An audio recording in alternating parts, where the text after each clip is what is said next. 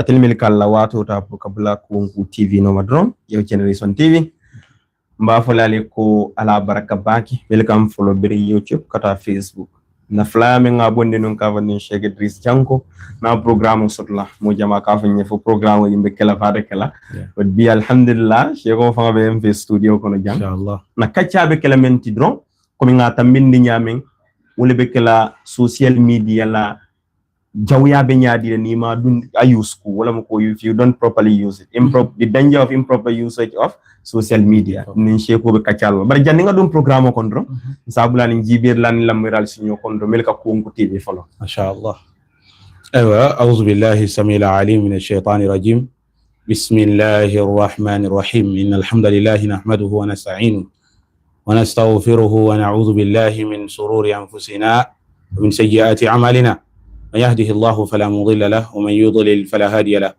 واشهد ان لا اله الا الله وحده لا شريك له واشهد ان محمدا عبده ورسوله نالة سبحانه وتعالى من سبا من سكلن كو من صول بلا من سو وكولا بسللا بدوالا نكنت باين نياتون كو يا كارلو من كتا محمد تيس على لكي سونا لنيمو محمد يه ani mo wala takila inna simfani noma fajane lumu ya lonko benyola julo nyunjola alhamdulillah kitanye kontan kubati kanana this marvelous television station that is Konku TV ka mabe na bado fejan Sheikh Ali alhamdulillah rabbil alamin kitanye kontan kubati na ala tento ala subhanahu wa ta'ala and thank you for having me here inshallah ta'ala and viewers will being al be kontom ngal jia kun in program nyima to inshallah al malakam man taben kumul to yalan bola fala hada wa sallallahu ala nabina Muhammad wa Abdullah sallallahu alaihi wasallam na'am ma sha Allah Sheikh Janko ho betata bake komi kadum program ko ndron follow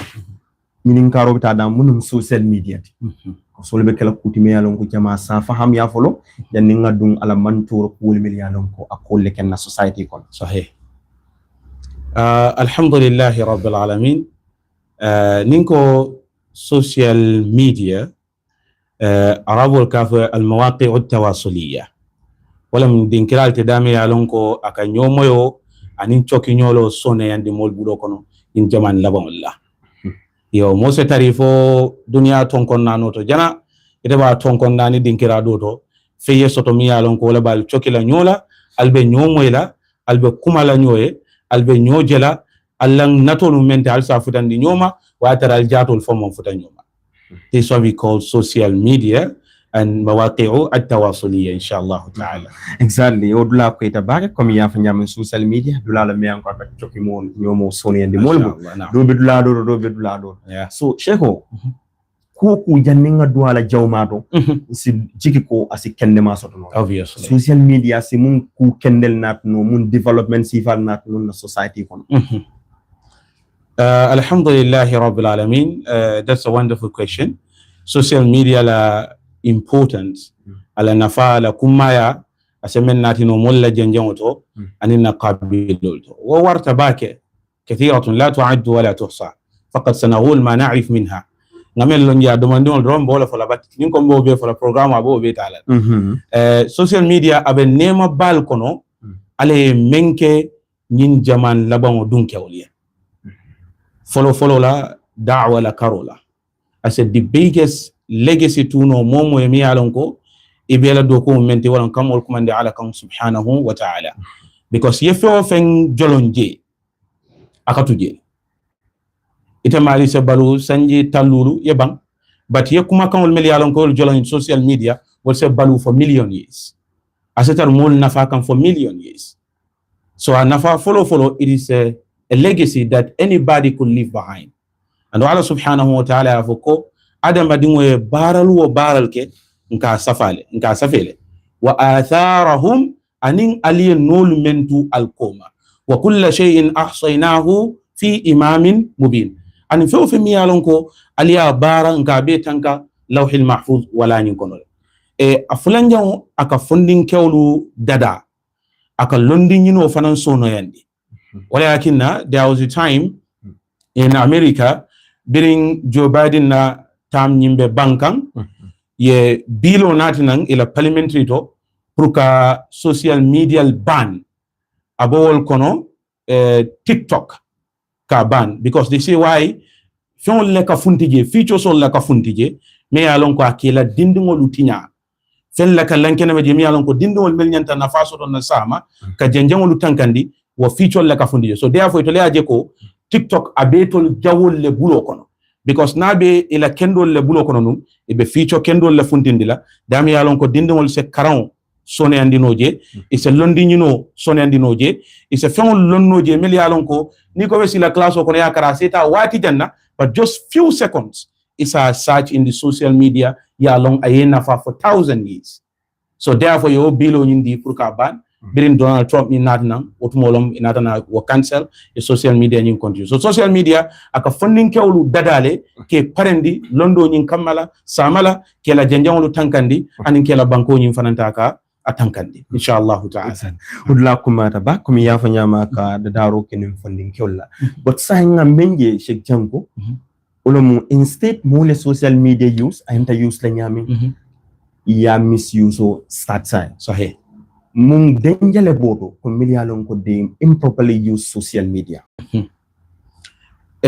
social media bi ntolla bi jamano ngaying ding afo because that's important communication fa start fi samanti alla den yenata ala jawmalto but nina rajube ndolla bi jamano ala jawmala use especially in the Gambia wala warata katambi ka kenne ma nyinta ka use and the repercussion behind that is too big a jawiyata a garawta bake ibo example otala kila sallallahu alaihi wasallam bira Madina birin tumo me yalon ko moliya dati ka kibari jawolu janjang ka kuma kan kurun la ke janjang pour ka fitnu malano muslimol damma lutema ani mol me yalon ko ka ngunungunol janjang to safo rumo mel ka ngunungunol ta ke janjang pour ka sobo dundi muslimol damma lutema li kalqati yani sufufil muslimin pour ka muslimol la nyomuto anin kambe woni ka jijandi ala ko ni me daha mbe kayandi lete muhammadi wa kola mbe bayla madina wa kola ye nyatilin dawoda ibe danko le kono wa kola la ni ye muta dawoda ise fa farinya jawol so ni ajuve ale punishment o memfo just to spread a rumor ni alon ko man concrete information sotala man concrete evidence sotala then ya janjang walakin ala ko tabaraka taala in another verse ya ayyuhalladhina amanu in ja'akum fasiqun binaba'in fatabayyanu wa fi riwayatin fatathabbatu nimmo nata nanga nin kibaro nata alkandro before you will share the information make sure that you have a correct information correct evidence ko this is from a credible source and kumomi alon ko abe janjan kanta fotale edwa sabatal and you can defend it anywhere Allah woni no tabaraka taala ako an tusibu qauman bi jahala because negera ni na na woketron lombali yale bine sotonna ina fon ente malo no ka betenne tonya ninga lon ko nyin kibaro ni afidno wala kar nin karte ma fo kari bina falaji kari ni wobina tulaji ngolon nuntina an tusibu qauman bi jahala fatusbihu ala ma fa'altum nadimin iba jele menke isina ni misaji because it fe okay it's just an information knowledge here but askeno it fona yele kilim mole bina tulawo information o temen tuje so bi nga problem ol men soto in the social media akuntonkolu molka kibarul shiala for the sake of sharing but jamalu buka kibarul kusonso janni be siala way sonko jamalu mamandi hani bi mbo sonko kono manfano abakono again molla social media in proper use also ikaje aka sonko mamandi moltema sonko mi yalon ko fang abeden ding min si ko la si problem si fatam fanso la bi kaje molbe na social media do na wuldo kari wulta biya konte si yoten tek do fana nyaawo video je o fana wulna kari konte la si yoten tek afane so you see so and wobe fitno men tutu kan jambi many are doing this but they don't know the repercussion behind it and I believe that in 5-10 years time there will be many people living in depression because of social media. There will be many people they will be living in trauma because of the things that they see in social media. Because just hani science iko moje akanalo social media abe diamla abe kumbola because mulka kumol mem faye in the social media. The bullying, mulka bully. Ya family. So in 10, 20 years time, be it a kudol post can be. In next 20 years time, it kala mosifa dod. You will not like to see those posts. And people are going to use those posts against you.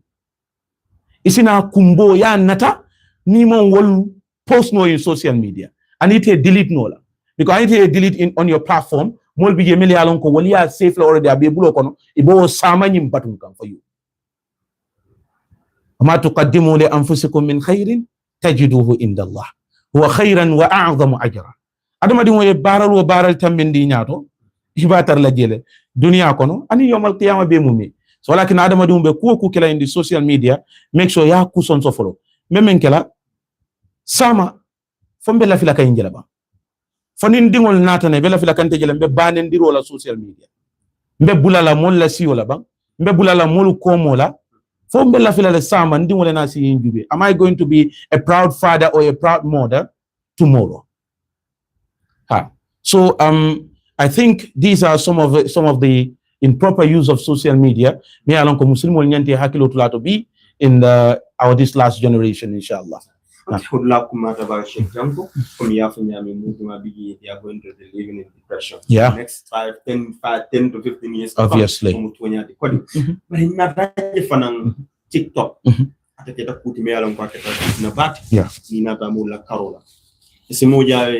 Video post it to Rabbi Donna music opinion. Niatra ya advice as I don't judge the book by the cover. Subhanallah. So what do you mean, Sheikh? That is a misconception. Don't judge the book by its cover. Ning koke book ola say mun nafala ba. Ni minti na hena jang minti. Ya chikana silo ka ya din na jang. Mi alon ka be wurandi. And minti mi alon be murari. Ni adina me mun toltal. Membe murari. Because you know obviously see also lona kan jams also keno abale. But membe covering, I would prefer that. So obviously, I'm going to judge the book by its cover. That's a misinterpretation. So, Allah tabaraka wa ta'ala, ayentol marandi fengol la minu lankena mata. Allah subhanahu wa ta'ala huwa allamul ghuyub. Wa huwa alimun bizati sudur. Allah be londin ko la membe sondo moko. Ntol mantari marari wala. Adama dinte mo judge no la ko la memba sondo moko. Edu mote mo judge no la ko la amam menul funtinde. But yemen funtinde banta, this is what people are going to judge you about. Kilafu sallallahu alaihi wasallam ako jamano be sila mol be funtila mi yalon ko mo sifafula. Ako nyim mo sifafulo lu yeje wati o wati dron alon ko ye jahannama dun kewle. Sallallahu alaihi wasallam ako folo be kono nisaun kasiyatun ariyatun ma'ilatun mumilatun رؤوسهن كأنسنمة البخت المائلة لا يدخلن الجنة ولا يجدن ريحها إن ريحها لا يجد في مسيرة كذا وكذا كما قال صلى الله عليه وسلم كلاكو أبو مولكونو مسلميتي كاسيات عاريات يمورال دي يفعل دونه but still إلى غيبول فنتين إكام يكو see through it cannot stop you to see what is inside. That's what it's meaning. Like I put on the cloth, but the cloth cannot stop you to see what is inside. See it through. Nisa'un kasiyatun ariyat. Ma'ilatun mumilatun. Ibe fewul kela melbe kewul attract lekan edun kewul fanambe attraction o sodon lekan. Wala ibe fewul men dunna ingay bol bebe tar la bantale. Kila ko sallallahu alaihi wasallam. Ako abila mankutol kono ru'usuhunna ka ansinamatil bukhtil ma'ila. Bukht nyonko mole mati. Nyonko mole mi yalon ko akokulo kalole sulet. Kila ko kunkulo betal la lori wala nyam. So lo kunkulo la lo wanya wala mu ila nyin tegoluti kamen lay kunolto ila messi bali kamen lay kunolto wala toban so le kamen lay kunolto ko lay tikola ka atulobe churet lin santo. Kila ko nyilte dunna arjanno kono. Amanda woto ako wala yajidna rihuha. Pourka kibaro nyin gana bambandi ka kolende ako nyilte arjanno sero foneta. Kato arjanno sero ka soto sila kende kar la ani sila kende kar. Muna kina kila ko musolte dunna arjanno because he ke ngay bolle funtindi batta. Kila ma fo membe sondo mo nyin kon. ala tabaraka wa ta'ala ay musul yamar ye nyalla juberol sutiyandi ye kungol fandi ye balajatol nyimura ya sutura. Naam. So sokodu ibe funtila silo kay nyanda sutura. Most especially you are using a social media platform as a woman. You have to be a good example.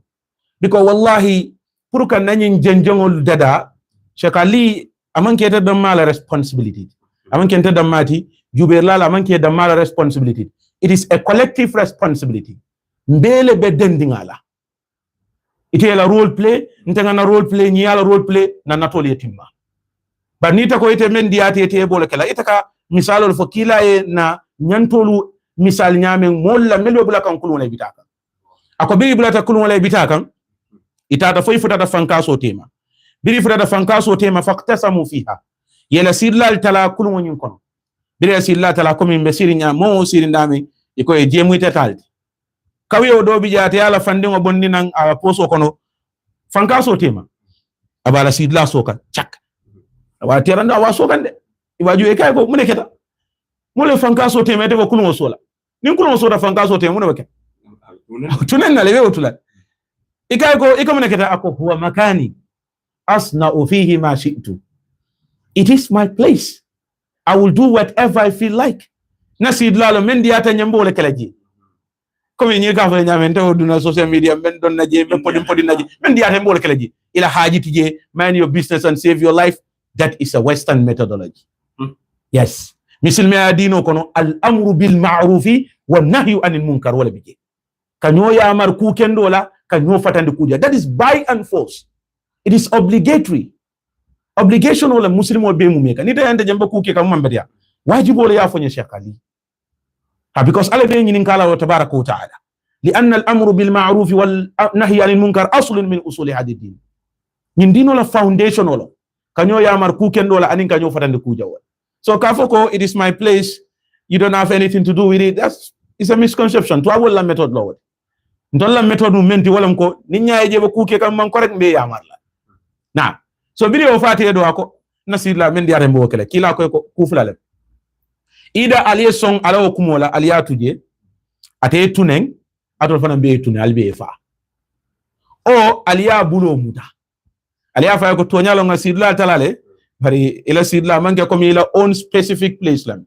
It is a temporary place, but niko specifically mbele dentala. But it's a temporary place mi alon ko itelta. Ko mi dunia fo me nyame. It is temporary. It is not everlasting.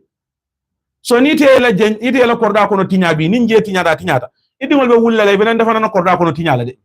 Osumol mel ka mol la korda lu tey ka damel tey fe bada walla. But ibada nam korda le kono. Ya famne. So it is a collective responsibility. So kila ko ida ya tuje ay kuno so be tunen o ya bulo muta naja wa naju jami'an. Ate tanka ibe tanka. So mel ka o fo ni be o manya si Allah internet to social media to ika foko okay not si lalom fengeten ibe kumu min foka man tare boli ka be sinolla wal jarta pek wala le moye kuning because wallahi ngamulu je ye kol post in the social media atinyaro be keri tol banta but hanisa wo tinyaro be keri. And people need to talk about this, and we have to sensitize each other because religion is canceling ad-dinu an-nasiha. قلنا لمن قال لله ولرسوله ولأئمة المسلمين وعاماتهم كلاكم مسلمين دينو مكونتو ديالتي يه كونتو دياي بادي موي يتونيا فاي hana keda wotonya nyimman diaye ya famna. So because niya konoto dia bila namalo tomorrow abalon na asonta man so itala wajibu menti yolake membe te kan qad addaita ma alayka wama ala ar-rasul illa al-balagh. Naam. Odlasin ya tabake Sheikh Janko. Bas comme même vo pepuro lam darom Sahih. ni na da wala la karola tel ta fala ko mi abi nyamen as it is and kaji fana kulbita kan nyame will help you to sensitize people more. But Sheikh Janko udo fana na ta findi TikTok ko Sahih. Ni yalon ko jamas biji aski yalon imalo min kera na shido piloti mo be don na rasan e ka sista jamaaje mi anko ni ka billo midi saje nin na shido men bodo do study don kala muruna ten hanni bitay saji ni kabul lo mi be fa so fana be mun kulit nya kan jin resol because ko mil mam bete ya kuriyol nade so mil fa ne ala ngol ba kono sawol fana be nyin na sa mun kulit nya la na silin sam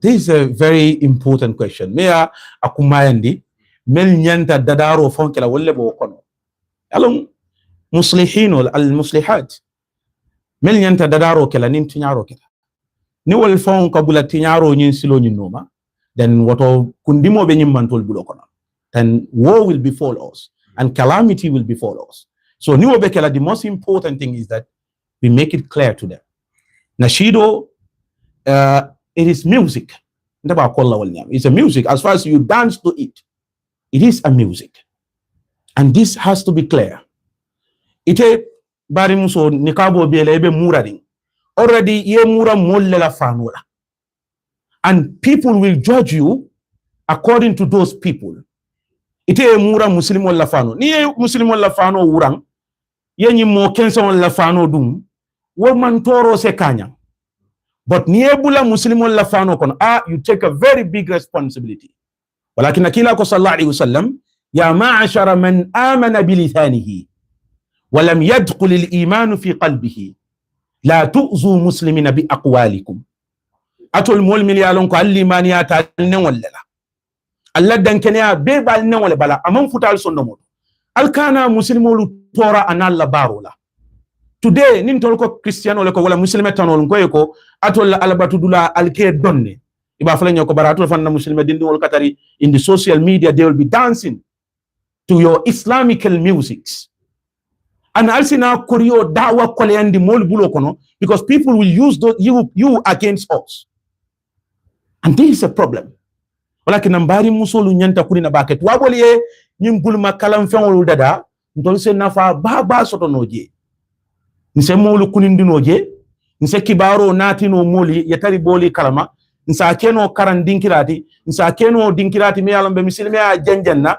nsa keno dinkirati dam yalon ko dawa dinkirati bara se keno tulo fananti me yalon ko abe mon la dawa fanan beti nyala wala menti nim bari musul kanane koy be music tune sol mi yalon ko islamical tune sol be donka wala subhanallah hani ni arabol me yalon ko kay nashid mahir zain wala kafle music they call it music.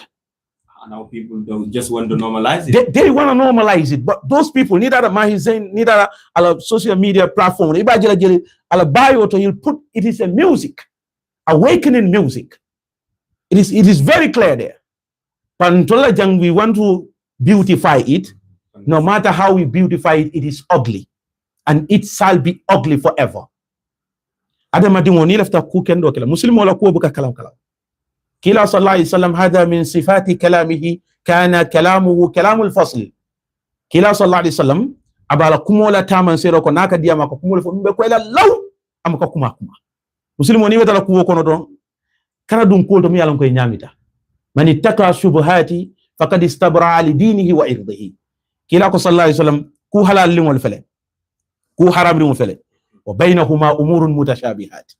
Nyin ku haram limolu ani nyin ku halal lingol itema kul felenti jende bari kul nyamital ni ajube sanfa betiata ni ajube man ikabra man betia kila ko ni jam fata wo kulla ite la dino nyin tankandi yeni yo fanan tankandi. So the most important thing, our sisters, be far away from these nasheeds, be far away from it. Al-Qur'ano play ali lamoyala hani Qur'ano fo ni ba lamoyala kane nya be yelmandi moli ibe daturo be majab. What is that? Subhanallah, Qur'ano amu litadabbur pour que sondo mo fandi kila ko nin Qur'ano karanta al kumbo hani man kumbo no e famo kumbo ndi is better than you are laughing ni be balo be manyar lebe mo fitna ndi la. Subhanallah. So shaitan only be used as a weapon against their Muslim brothers, but they didn't know. So men kuma da walam ke kunindi ke bondia e kalama ka nyitandi la ko nashidolu nalbe plela alal hakilo to albe fensifal men dunga nalbe plela because molbal judge la asatol mudawala lati and you are doing this and albe ko halal yandira mulu nyakoto mi yalon ko alabe sedi yani ala kila lon ko sallallahu alaihi wasallam manke dinati and you will not want to leave that legacy behind wakola mulka buleno wala yahmilunna athqalahum wa athqalan ma athqalihim kila ko ñin ala ko tabaraka wa taala ñimo mol mi yalon ko ibela junubol dunila wa qala tol bitala mol fana mel bilate noma ibol fana junubol dunila wa hada jaa fi hadith sahih kila sallallahu alaihi wasallam bila la tarasafi ila hirqal azim ar-rum la man sakiba bila la tarasafi kila kay ko aslim taslam yu'tika Allahu ajraka marratayn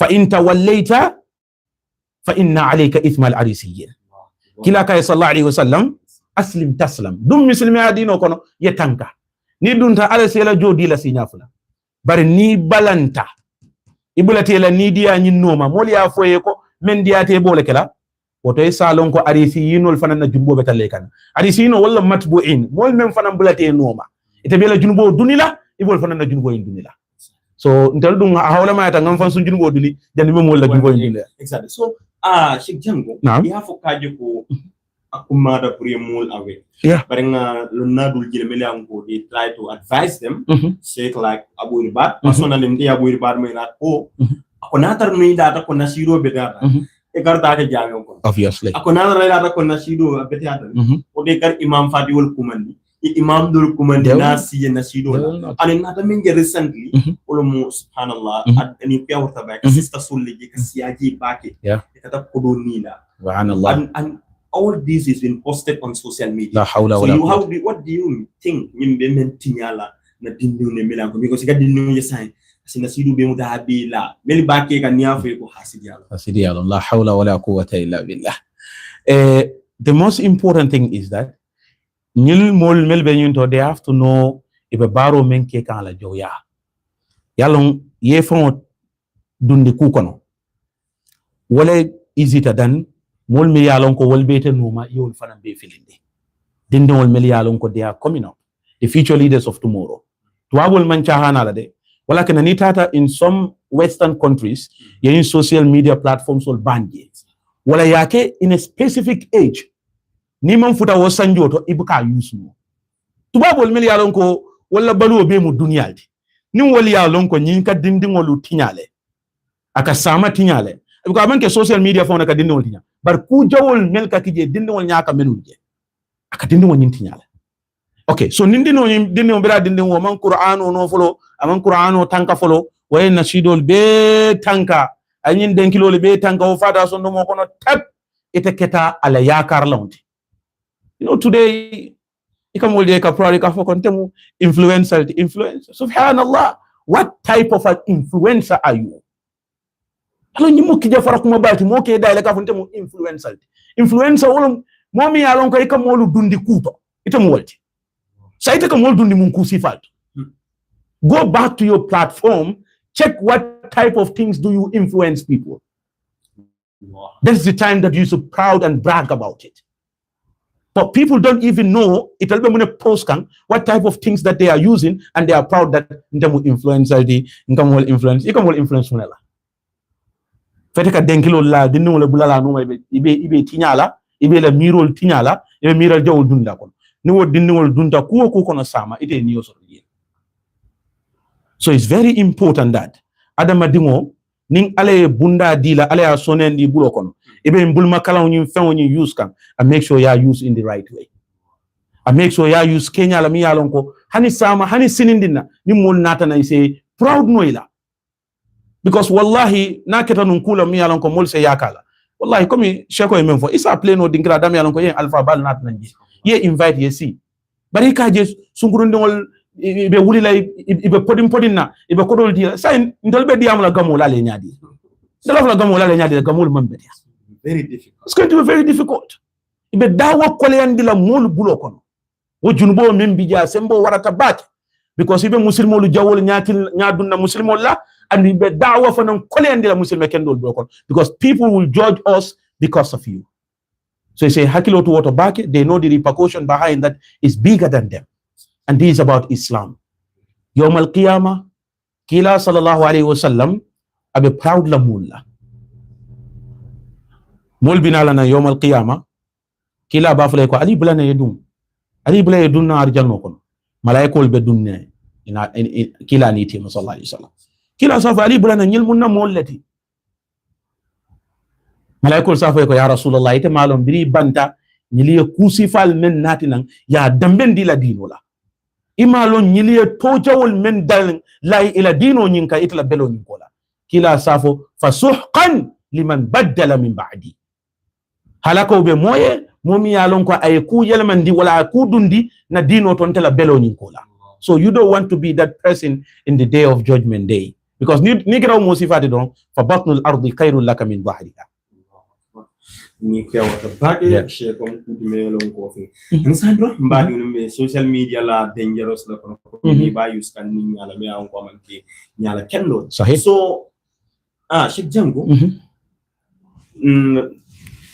nata cross fanan ko social media sign mun nata komi gambenon nata jeke ñu neni blati ñola sinen blati ko ya fait programme ko ndal nata cross fanan ko nata ki blati me yalon ko kabula ñola ka fitno jalani ka medi ka wallahi ka amna to mi di latest ka wallahi nem ko mi yalon ko le cedi wallahi fana me mum man dural nat la society ko amantoro warata baake because kila sallallahu alayhi wasallam afo man amana bi ya ma'ashara man amana bi lisanihi wa lam yadkhul al iman fi qalbihi la tu'su musliman bi aqwalihim wa la tattabi'u awratihim fa innahu man ittaba'a awrata aqil muslim ittaba'a Allahu awrata kila ko sallallahu alayhi wasallam muslim wolu alkana bula nyola ngaybolu noma ikaje fo moko kontan ite mistake baake ay nalo in the social media kana kota ka fije ka janjang ka konin ka elaborator kan ka warandi mol nyakon tarwiju salbiyatin nas kamol la negative things ka warandi mol nyakon ka manende and they be proud of that because you for your media platform of me like for broadcast me alonko is only car me alonko okay sonka ko wala nyosa ba ko these are problems and nyimbe tubabol la natole timmandi kan wala ka social media ke fon mi alonko dolbe na time o waste la kul ka mi alonko anun kumaya abenna wato be mu metala woke ba katam balu ni bora balu ini ti koyolu musu keba kotoli ye dingol be ban wulula ite nalo in the social media birin somanda albe nyoneni la fo jandintilo be boyla what benefit will you get there yemun dorle sotoje so ite bo wanya dinno wala fanan be duma melke te fanan juwe biko ko dinno école beje melko wokalante yake ni social media me ya bala fa wara ika dinno fanan je ikana safo junior kari comme itel be yakaka wala junior kari nakita Edrisa safo ntamu junior Edrisa de so fefe mi alon ko Edrisa ko posto ite fanan ka bula wala noma subhanallah atama di musa hakilo to bake ni tata fo e baroke fo molu ke jubi aka molu ke yakaka is a time ye fo jubi te kamenke fo ku kendala fo ku jawle because ni mukule mi ansa ete bitala yefa ni mbaro be tentena molbe ko ma milba overtake la andi be keta la kan and number 2 ni bela in kuma kalantam fulla men kuma ete nyanta jamfala ko la miliyalon ko la man torol warta bake especially tribal issues kila sallallahu alaihi wasallam amancha kan tribal problems wala racism tribalism xenophobic attacks kila man chahana sallallahu alaihi wasallam beri lumi yalon ko Bilal nata kan ka Abi Zarri al-Ghifari yo ka report kila kan sallallahu alaihi wasallam Abi Zarri fone kan hadiso nyin sada bini Abi Zarri be diamu kan molu kono be diamu kan den molu ka kuntu ala diamu to but beri Bilal ya kuntu doron aje ko Bilal mu mo singolti way wo ba kotla understand akay ko hatta anta yabna sauda akay fo ite mo findingo mo koyol yente break diam tan yete mo findingo fanan ka diam Bilal kumbota washtaka Bilal Aba Zarri ila nabi sallallahu alaihi wasallam Abi Zarri Bilal tata kila kan abe sata kila sallallahu alaihi wasallam akay Abi Zarri yineke Abi Zarri fona kay hadiso sata de kila ya Abi Zarri kumandina bin Abi Zarri natanan ako assalamu alaikum adunda kila kan akondo Abi Zarri ko akama long for kila ya jabi le fama jabi sallallahu alaihi wasallam because he was so angry by that time ako wamtuqi wajhu an-nabi sallallahu alaihi wasallam min al-ghadab ako kila nyada be falinta because of that racism or tribalism Abi Zarri min samba bilaluka wa fi dhalika al-wathum hudathun fi al-islam wa ahdun bi kufr wa atarnum dun kudo la muslima adino ko so nyin jahiliya ko dol bije man bay kono folo you understood le yeah so abizari nata akabe diamra kila nyininka kila kay ko foto nya to nya ayartahu bi lawni ummi faya ngay bi abala kuloro la ba abizari kay ko nam kila kay ko innaka imru'un fika jahiliya kila ma fay ko muslimi adaji ko lendi akay ko jahiliya daji ko amam bay kono hani sayte abizari kumbota ay bilal dani yamfuda bilal yamfutama al muslimu akhul muslim muslimu yenyo muslimu wala muibadi mo. It doesn't matter the tribe, it doesn't matter the background, it doesn't matter the lineage, it doesn't matter mari botan and them. As far as the person is a Muslim, I was at kila la sahaba molbi je yalon ko ibota Rome, mi yalon ko Persian so lemuiti, molbi je yalon ko ibota mo fi wala molti bilal nyol be nyame, molbi je yalon ko ibota dunya la tonkon nano dinkral to. But kila ninaman differentiation okay da molutema. Ninaman differentiation ketema. But akoni momo fata si fatan fanso tondo be sonno mokono mata kamaitatil jahiliya. Ite mari fata komi jahilo la fura ka fanya. Akoni momo fata si fatan fanso kono bita jahannama dimbala ko. Sahaba li anyi ninkai kai ko wa in salla wa in sama because na fura do molla question of bidalka. Mo ka sali akasum because of tribalism. Kila ka sallallahu alaihi wasallam wa in salla wa in sama. Hana kita marika salile amarika sum wa za'ama annahu muslim ate amira ko ate muslim wolti woto kila kami tan wala tribalist is not a muslim so ni bele nyo saballe be nyo neno la amantoro se doya ni e sikolu janjandi koma ya mantoro danne ni tol dam mawlu temala ani be dinnol menti nyala sama nyim fo be mantoro balleti ala kulli hal muslimo nyanta jamfala wa kulla social media to ya katayba kuma kan fala ya lon ko ma yalfidhu min qawlin illa ladayhi raqibun atid. Whatever words you uttered, you will be whole responsible to it in the day of judgment day. Kuma kan abote da kono nyin dunya kono alon ko yawmal qiyamah ala be kitin dilala. Man kana yu'minu billahi wal yawmil akhir falyakul khairan aw liyasmut aw liyaskut fi riwayatin. Kila ko sallallahu alaihi wasallam nim momo dankene ata alala adibe limani yarin ko yomal qiyama fanan bijele ni be diamula kayro faydala kayro ni man kayro fono ide ba woni te kuma do ite buka kayro fono ide ke mumuneti kadiano du dala ya soro ye tanka ye mol fanan be tanka. It's better you doom and people will be doom with you. Now so nyina mo kono to diati mfole and these are the repercussions behind it inshallah ta'ala. Now exactly Sheikh Janko me along ko kuma tabak Ndikita mo bala mo many people will know about it. Inshallah. Si fatambanso mo kulti me ko dangerous ta an kaji da all social media. Wallahi mean this part of its danger. Indeed. Sheikh Janko sorry. No, it's fine. Nada cross fanan ko lai. Insafo amang kiko mukami sunkuti ning fa ning kambani ni. Nata cross social media fanan. Another keman toro to Carola, kapin sungkulo ning kaman yung kanyo jibla bijel. Yes. Simo jabil janan in sungkulo star yung buluwe date and they use to social media. So kulit me along I think it will be important that you try to set light on that.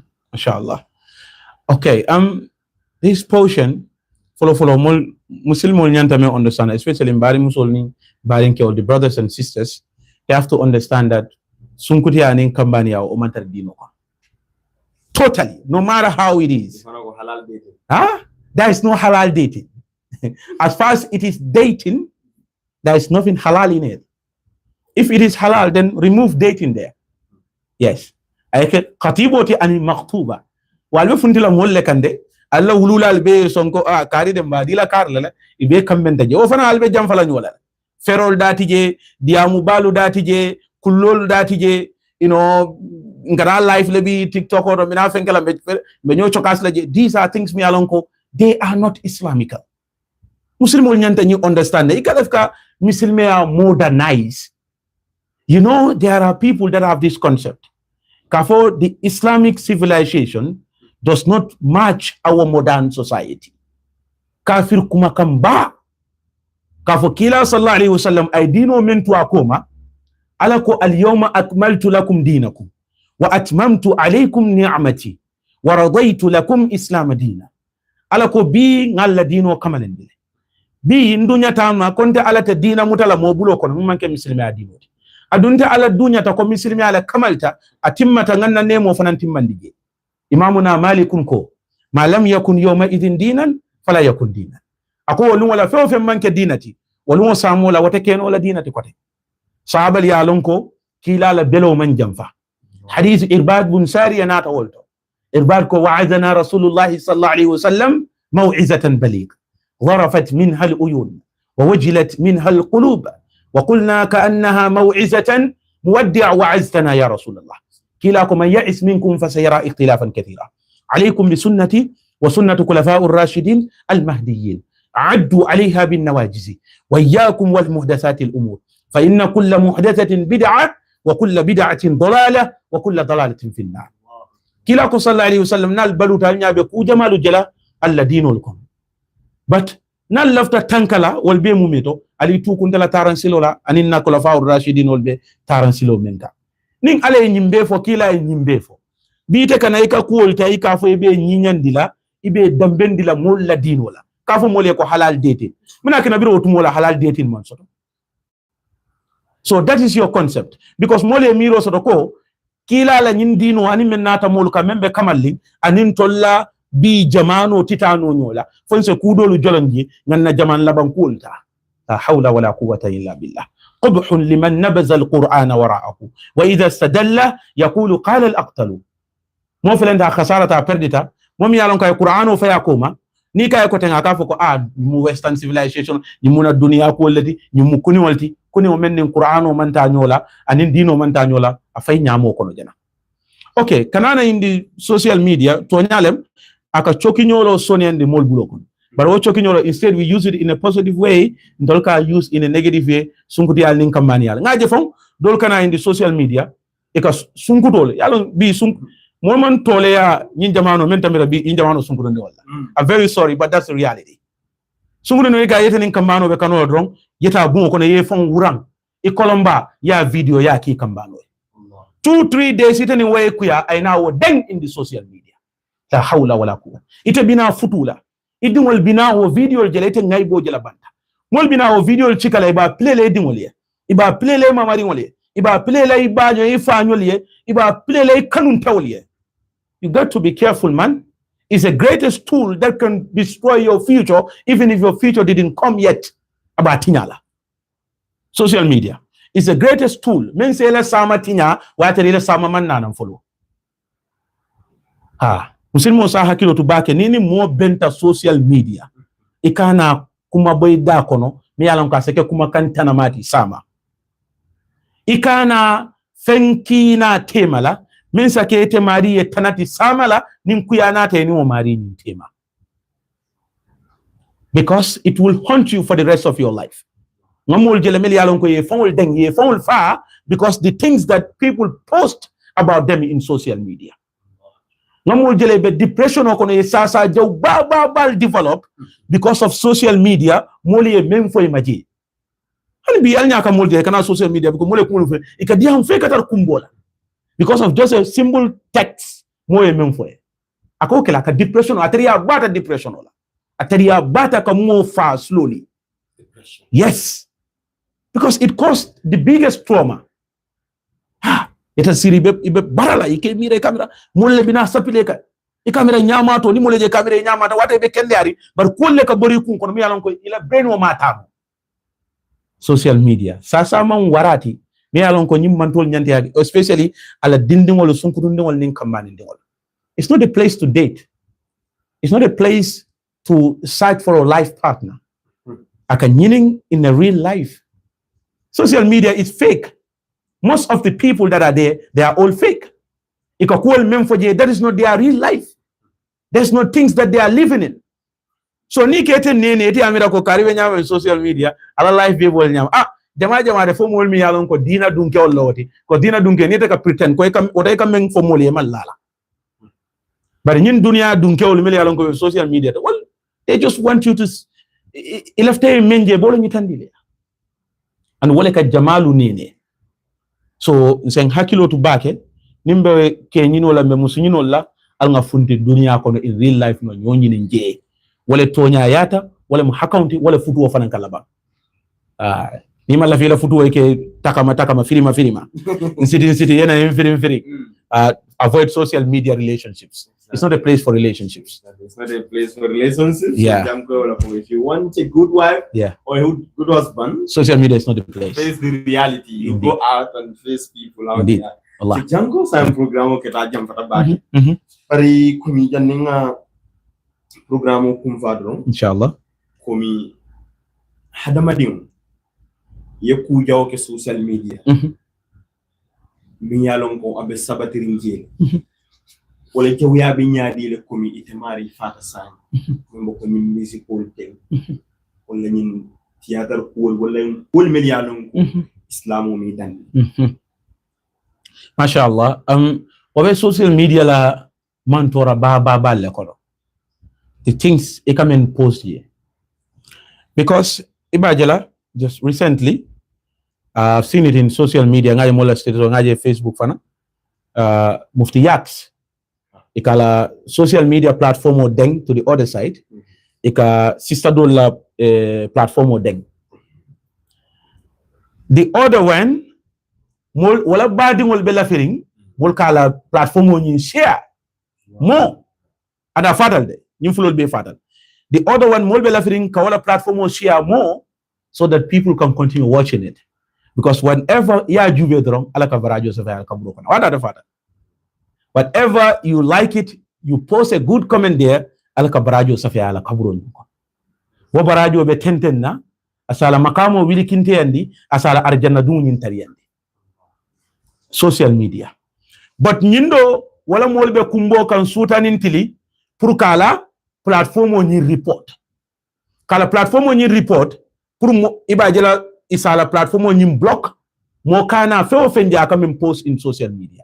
Why? Because akakuja wol menkije because nim momo e wo jube dron ala ba junubo safela e kaburo kon nim momo e wo like dron malaikol ba bute la kaburo kon nim momo e wo video juga ko mashallah this video is so nice ibate bute la kaburo kon ite wo comme denki lala be nyame nate banta moli ala denki lo nyim post abiye don na jabe denki lo la kay ibe a poser ndesan nyim bandala ite wa fokan ndesan ite o chuno vlega nyame that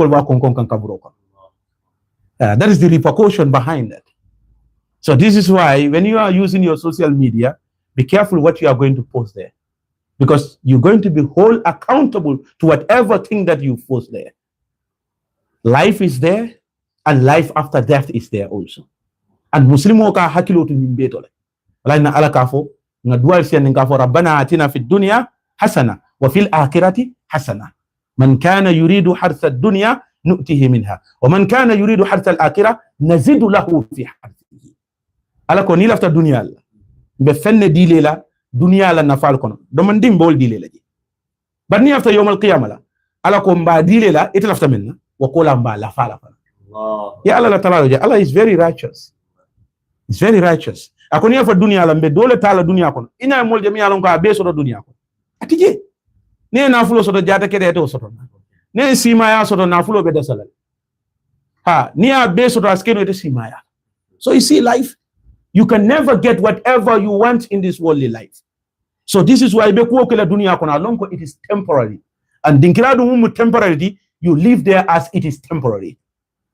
Walakin londi tiol ka foko mom fenje dankene ato men warta katam bisayala, but mom fenje mi alonko dankene amoli a doubt men tambita sayala ika adama dunje men belari sayala aka baro ke baro mi alonko ika mira momin neta fala.